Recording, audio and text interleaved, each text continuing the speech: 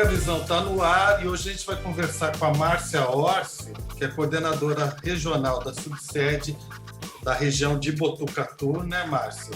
E Isso. vamos falar um pouquinho da POESP, apreensiva aí, né, com esse retorno às aulas em meio à pandemia e nesse momento delicado, não só para os professores, mas também para os alunos, para todos os funcionários da escola, não é isso? Com certeza, é um momento bastante apreensivo esse retorno, né, que nós consideramos, inclusive, muito ruim para o momento em que nós estamos na pandemia, né? Tanto os profissionais da educação, professores, supervisores, mesmo diretores, eu tenho certeza, assim como pais e alunos que estão vendo que essa pandemia está longe de acabar. Então, não é um momento bom para nós estarmos retornando à escola. O que acontece? O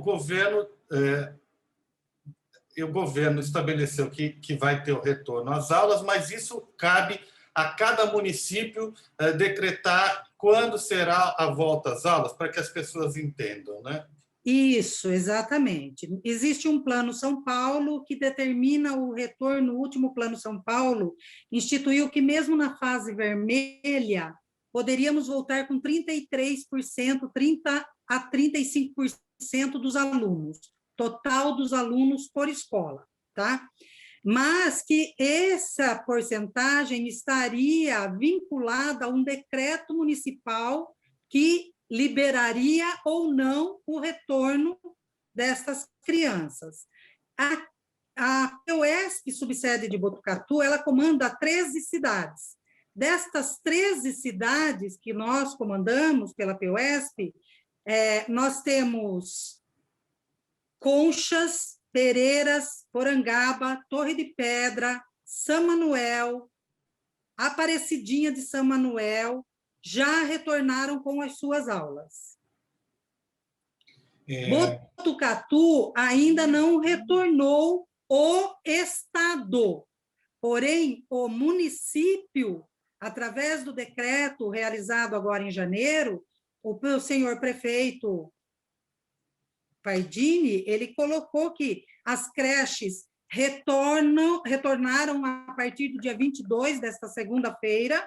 Dia 8 retorna o ensino ciclo 1, que nós chamamos de fundamental ciclo 1, que é do 1º ao 5º ano, e que após 15 dias retornaria o ciclo 2 do ensino fundamental, que é do 6º ao 9º ano, que aí tanto tem estado quanto município, tem escolas, né? E o ensino médio, que só compete ao estado, 15 dias após o fundamental ciclo 2. Mas nós já temos, por exemplo, dentro de Botucatu, nós temos escolas que já possuem professor positivo, funcionário positivo. Hoje nós acabamos de saber que uma professora lá em Aparecidinha de São Manuel testou positivo, Conchas tem funcionário positivo, Américo tem professora positiva, no Marajoara, que nós chamamos de Francisco Guedelha, faleceu um professor durante o nosso planejamento, no período de planejamento. Ele era do grupo de risco, ele já tinha mais de 60 anos, mas nós não sabemos se ele tinha comorbidade, alguma coisa, não foi nos informado. Nós temos funcionária em Conchas, então, temos uma funcionária também no Álvaro José, que também é chamado por nós de Armandinho, também com positivo, e nós não sabemos como que está funcionando as creches, porque a POESP, ela não acompanha a parte da educação municipal, eles têm sindicato próprio, né, que é o Sindicato do Funcionalismo Público Municipal. Então, nós não temos acesso para saber como é que está se desenrolando esta semana dentro das creches. Perfeito. Márcia, aqui pelo site da POESP, eu estive observando que nos municípios que abriram já o ensino, tem uma estatística que é alarmante, que casos de contaminação, para 509 escolas que abriram, nós temos 967 casos de contaminação, quase 2 por escola, né? Isso, exatamente. E por isso, talvez, a POESP está alertando as pessoas, os professores, os educadores, para o direito à greve sanitária, né?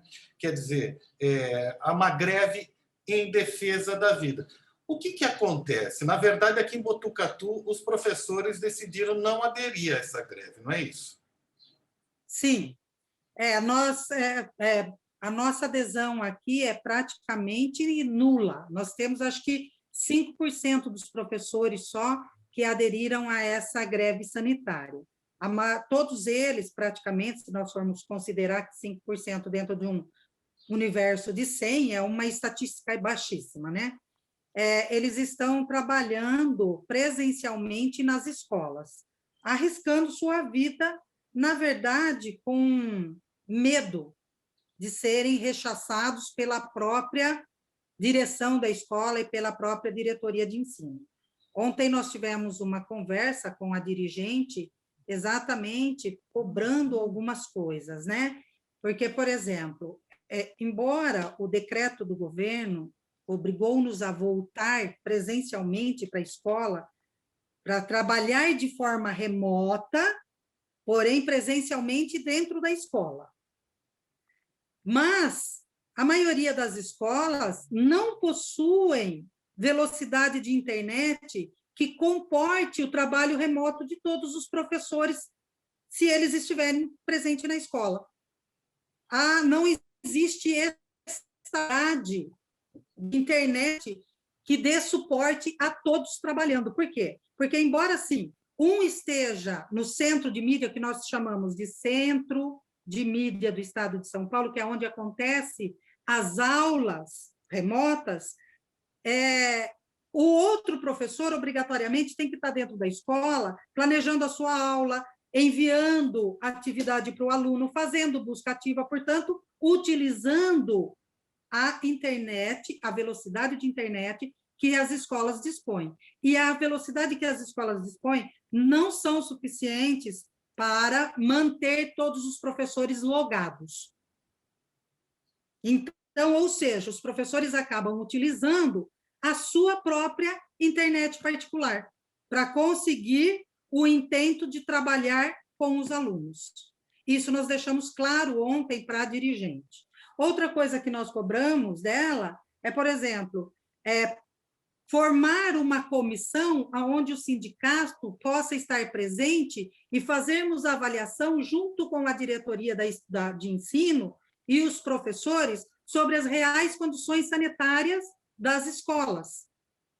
Porque nós não achamos que todas as escolas estejam, de fato, dentro dos protocolos sanitários exigidos pelo próprio Plano São Paulo. Agora, tem escolas, até particulares, porque não públicas, tem condição de colocar, que colocam assim na entrada alguns dispositivos que fazem uma sanitização ali. Veja, isso não impede que o vírus circule, isso apenas é um paliativo, né? Porque o vírus circula pelo ar, o vírus circula pelo contato. Quer dizer, a questão do presencial fica muito comprometida, né, Márcia? Porque não há um método de barrar isso, a não ser a questão do isolamento, do distanciamento. E parece que o governo, as políticas, não conseguiram trabalhar a questão do distanciamento no online. Então, quer dizer, me parece que tiveram tempo para se preparar todo esse lance e apostaram que a pandemia ia se exaurir rapidamente e não aconteceu, é isso? É exatamente isso, né? Na verdade, eu acho que a falta de programação do senhor governador João Dória e também do secretário estadual de Educação, eles se pautaram, talvez, pela negação da pandemia, né? E eles acharam, talvez, no início, assim como o nosso presidente achou, que era uma simples gripe e que depois de 3, 4 meses tudo estaria resolvido. E, na verdade, nós agora estamos com uma bomba relógio na mão, porque dentro do Brasil nós temos pelo menos 3 ou 4 cepas que são extremamente resistentes e muito mais letal do que a primeira que chegou lá em dezembro no nosso país. Essa é a real situação, né? Então, eles não quiseram, na verdade, se preparar. Porque se eles tivessem ouvido, sentado com os sindicalistas, não digo só a PUESP, mas eu coloco aí todos os sindicatos vinculados à educação, como a PASE, o DEMO, sabe, CPP, a PUESP, todos estavam dispostos a sentar numa mesa redonda e a discutir questões educacionais e pedagógicas para nós conseguirmos dar conta tanto da parte pedagógica dos alunos, quanto dar conta também de motivar esses alunos a se manterem isolados, mas, porém, com uma qualidade de ensino. Mas isso não aconteceu e continua não acontecendo. Porque o que nós estamos vendo hoje, mesmo hoje, dentro do centro de mídia, é que nós continuamos patinando em cima de o que nós chamamos de habilidades estruturantes, que são habilidades, por exemplo, que no ensino médio diz respeito a aluno de 7º, 8º anos. Então, nós estamos muito aquém da real aprendizagem que esse aluno deveria ter. E nós continuamos dizendo, precisamos estar de forma remota, fazendo o melhor que pudermos, mas vamos sentar e vamos conversar. Não é isso que ele quer. Não é isso que o secretário e o senhor governador quer. E a questão importante é assim, de certa forma, vamos supor no melhor dos horizontes, porque a vacinação já ficou comprometida para esse ano, vamos dizer assim. Vamos supor que nos meados de 2022 a vacinação em massa comece a ser aplicada aqui. Já se fala no ano que vem, até mesmo há 2 anos de defasagem para imunizar a população brasileira. Ora, isso significa um impacto nessa população de alunos e estudantes, o impacto educacional, né? A defasagem nesses alunos de aprendizado é muito significativa, né? Ou seja, esse hiato que existe já na pandemia que se passou, já houve uma perda de qualidade no ensino, né? E agora, nesse vai, fecha, abre, vai ter que fechar de novo, vai ter que voltar. Essa defasagem vai continuar se nada for feito. Qual que é o impacto da perda de um ano num aluno, por exemplo, nessa fase do ensino médio, do ensino fundamental, por exemplo? Nós dizemos que, assim, para cada ano perdido, pedagogicamente, para o aluno, corresponde a 2 a 3 anos do seu aprendizado total, dependendo do aluno, até 4. É um perigo. Então, assim, o ano passado, essa lacuna, porque assim, olha, embora a aprendizagem hoje ela seja o que nós chamamos de uma aprendizagem em espiral, mas se o aluno, lá no seu ciclo 1, que é o mais importante, que é a alfabetização, isso não aconteceu, nós não temos como sanar essa lacuna lá no ciclo 2, porque nós não somos alfabetizadores. O professor do ciclo 2, fundamental, de 6º ao 9º, e o professor de ensino médio, ele não é alfabetizador. Ele não tem condições de alfabetizar o aluno, de dar as bases para a educação desse aluno. Então, quer dizer, se ele teve essa lacuna, principalmente no 3º, 4º e 5º ano dele, ele vai ter perdido praticamente todo o fundamental dele até o 9º ano. E nós vamos chegar com esse aluno no 9º ano praticamente semi-analfabeto, sem ter adquirido o básico das suas habilidades para se desenvolver enquanto cidadão crítico, global, entendeu? Na sua totalidade enquanto cidadão, ético, proativo, entendeu? Todos os sentidos.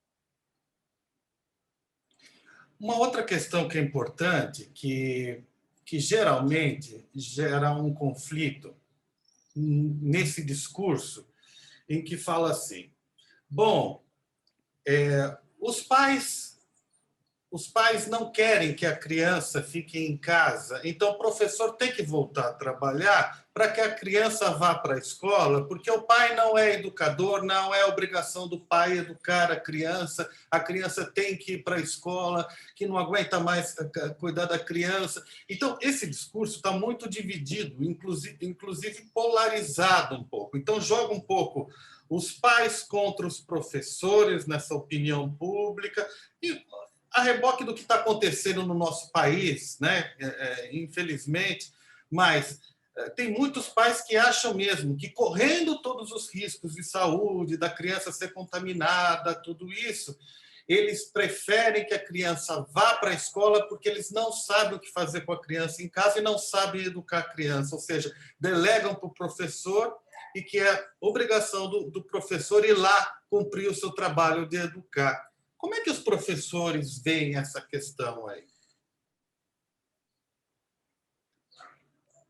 Olha, Marcelo, assim, nós temos que entender que nós temos, dentro da escola pública, nós temos os diferentes níveis socioeconômicos, mas nós temos principalmente a classe mais economicamente mais deficitária, cujos pais têm muito pouca instrução educacional, né?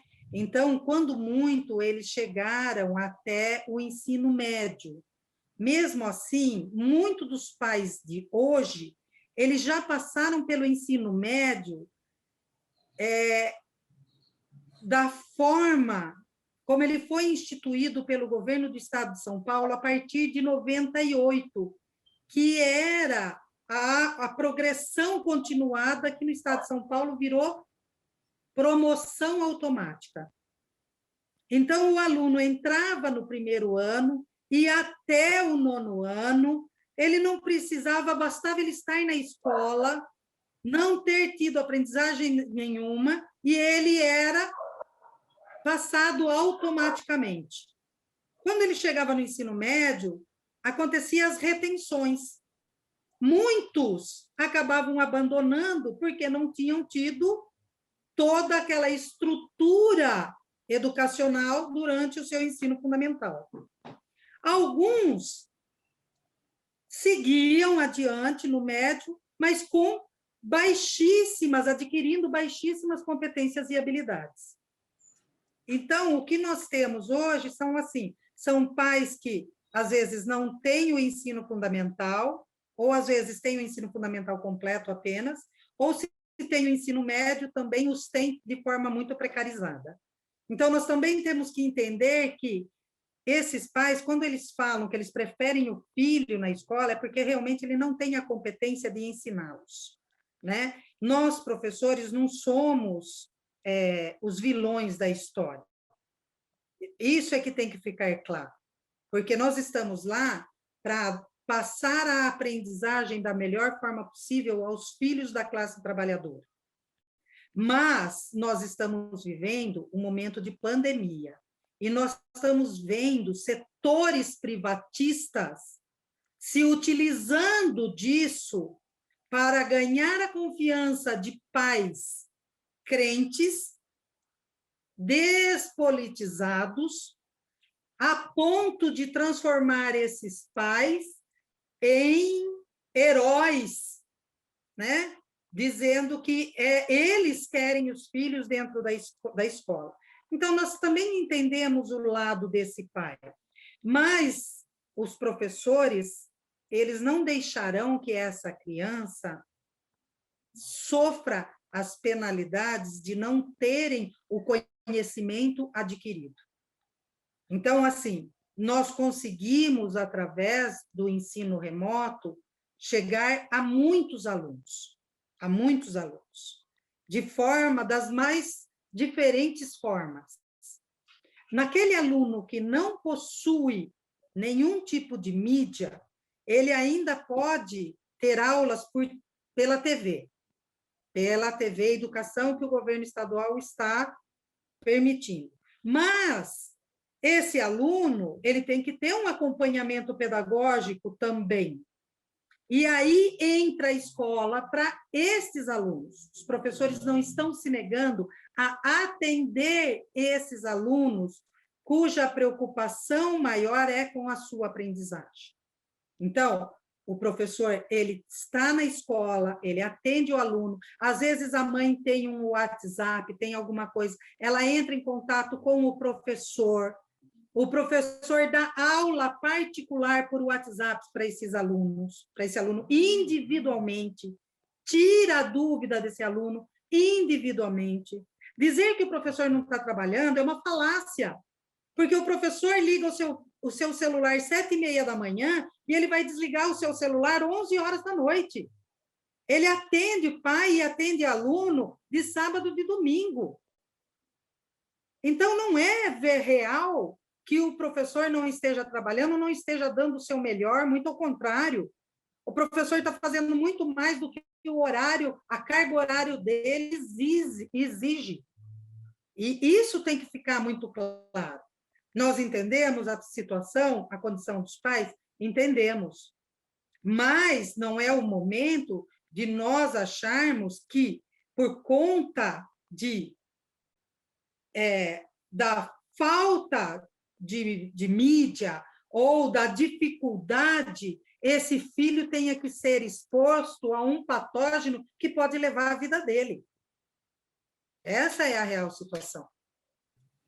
E, na verdade, Márcia, essa questão tecnológica, a gente sabe muito bem que o governador, nas articulações dele, como empresário que era, e hoje governador, sim, ele conseguiria resolver essa questão de estrutura, de internet, de computador, de fazer uma formatação melhor para os professores, inclusive de horário, de carga horária, tudo isso, uma coisa mais inteligente, mais possível para o ensino online, pensando a médio e longo prazo, e não negar e pensar que essa pandemia vai ser resolvida na semana que vem, daqui a 2 meses. Ou seja, a questão do presencial me parece que é um pouco impor o risco, assim como os profissionais da saúde já estão levando essa questão também há muito tempo, né? Agora para os professores, né? Impor um risco para toda essa população de profissionais e também para os alunos, para os funcionários, né? Porque realmente para eles é mais barato, mais cômodo, é mais... Agora, essa questão de tecnologia hoje, nós sabemos que é possível resolver com um pouco de vontade política. Sim, sim, é exatamente isso. Né? Ele faz muita propaganda, Marcelo, de tudo que ele comprou, de tudo que ele gastou, só que nada disso chega até a escola. Ou se ele comprou, diz para quando é. Porque o que nós estamos vivenciando dentro da escola não é o que ele diz na mídia.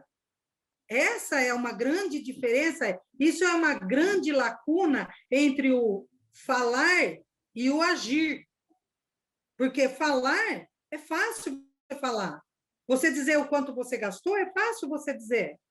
Mas e quando vai chegar tudo isso que você está dizendo? Porque nós precisamos para ontem de tudo isso. Essa é a verdade. Nós precisamos para ontem. Porque senão não tem condições de nós nos mantermos dentro da escola. É a mesma coisa como você mesmo disse. A própria saúde, hoje, ela está exaurida. E ela sabe que isso não acabou, muito ao contrário. E aí ela sabe também que, se abrirmos as escolas, eles não vão ter pernas para tudo. E aí nós vamos estar colocando cada vez mais os profissionais da saúde em risco devido à contaminação. Porque se eles hoje já estão exauridos e passou-se um ano, você imagina desse jeito por mais um ano ou mais. Então, eu acho que é muito negacionismo para algo tão óbvio que está matando a população daqueles que o elegeram. Essa é a verdade. Eles não se preocupam com a população que o elegeram. Para eles, nós somos apenas números. Nós somos estatística, mais nada. Desde que mantenhamos os privilégios deles, é isso que interessa. Eu espero que aqui em Botucatu o poder público observe ao redor aqui o que está acontecendo no interior, como em Araraquara, Jaú, né? A coisa está se aproximando com as novas cepas, né? Lockdown completo. Sim. Lá em Araraquara até sábado de manhã, e que o poder público aqui se sensibilize, adie, né? Essa coisa do retorno às aulas para quando ia começar, enfim, que remaneje isso, que se prepare e que dê uma solução, use a inteligência, porque realmente, na hora de crise, é a hora de mexer no bolso, né? É a hora de mexer no bolso, é a hora de encontrar soluções junto à iniciativa privada, passar para o online, passar para outras soluções. O drama é coletivo, realmente todo mundo está vivendo esse momento, criança em casa, o problema é muito complexo, porém, a gente já sabe, com a experiência internacional, mundial, que o presencial, por enquanto, está muito perigoso, está muito perigoso. Então, é um apelo que a gente faz, né? E eu acho que os professores daqui da cidade acho que deveriam repensar cada vez mais esse risco que estão tomando, né? E eu espero aí que o trabalho da PUESP, muito sério, né, repercuta, né? E essa luta, né, contra o discurso negacionista, né, Márcia, que infelizmente não está só na educação, está na saúde, está em todos os aspectos, mas a educação é a nossa única esperança, né? Sim, exatamente isso. Eu acho que nós só conseguimos mudar a realidade de um povo se nós acreditarmos que a educação é capaz de transformá-lo, né? Como diria Paulo Freire, a educação é quem transforma toda uma sociedade, né? Então, eu acho que a forma presencial agora seria algo catastrófico, né? A mortandade que nós estamos presenciando com essas novas cepas, e como você mesmo disse, está em todo o nosso redor aqui, da nossa região, porque nós estamos cercados por Sorocaba, que também tem novas cepas, por Jaú, por Araraquara, já se fala que, inclusive, me parece que em Araraquara, eles já descobriram 3 cepas as 3 novas cepas que foram classificadas no Brasil, as 3 já estão em Araraquara. Então, eu não duvido que já tenhamos novas cepas em Botucatu, porque o nível de mortandade em Botucatu cresceu absurdamente em uma semana, né? Cresceu absurdamente em uma semana, então eu não acho que nós estejamos na primeira cepa ainda. Aliás, eu acho que nós nem chegamos a atingir o pico da primeira pandemia, nós talvez estejamos caminhando para ela agora. Segundo os pesquisadores, é exatamente isso que está nos acontecendo. Estamos caminhando para o pico agora da primeira, e nós já estamos no pico da primeira com as 3 novas cepas. Então, e nós sabemos que, assim, o povo brasileiro, embora seja um povo bastante resistente, né, imunologicamente, ele é um povo muito diferenciado dos europeus, mas eu não sei se isso é para bem ou se isso é para mal, né? Porque por conta do nosso sistema imunológico, nós acabamos desenvolvendo os outros níveis de cepas que está fazendo com que os países europeus fiquem com medo de nos receberem em seus países, né? Que é isso que está acontecendo. Mas, assim, a PUESP continua na luta, continua brigando por uma educação de qualidade, mas hoje, mais do que uma educação de qualidade, nós brigamos pela vida. Nós lutamos para que nós não tenhamos luto daqui para frente. Porque a aprendizagem, nós vamos dar um jeito de recuperarmos. Nem que para isso, por exemplo, hoje as universidades, elas já estão falando em aumentar o número de anos de determinados cursos, né? Em aumentar 1, 2 anos para cada curso que existe por conta da pandemia, né? Para que os alunos saiam melhores formados. Então, eu acho que isso também é possível dentro da educação básica, que compreende o ciclo 1, o 2 do fundamental e o ensino médio, que no total daria mais ou menos 14 anos. Eu acho que é possível você ampliar isso e fazer com que o aluno saia melhor formado. Porque hoje, se você for parar para pensar, Marcelo, nós temos crianças, jovens adolescentes de 17 anos, indo direto para uma universidade, né? E às vezes nem sabe ao certo o que está fazendo dentro dela, que curso de fato ele quer fazer, muitas vezes empurrado pela própria família para dentro de alguns cursos. Então, de repente, você ter uma melhor formação ética, uma formação comprometida com a cidadania dele como um ser global, talvez forme-os melhor dentro do que eles querem para o resto da vida deles.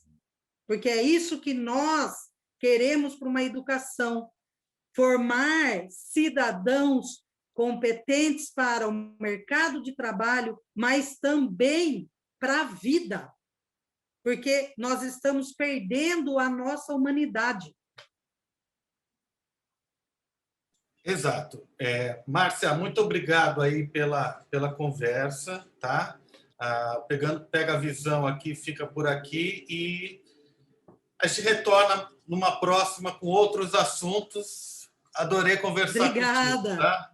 Muito legal. Obrigada. Paulo. Fico aguardando. Obrigada. Boa tarde a todos. Boa tarde.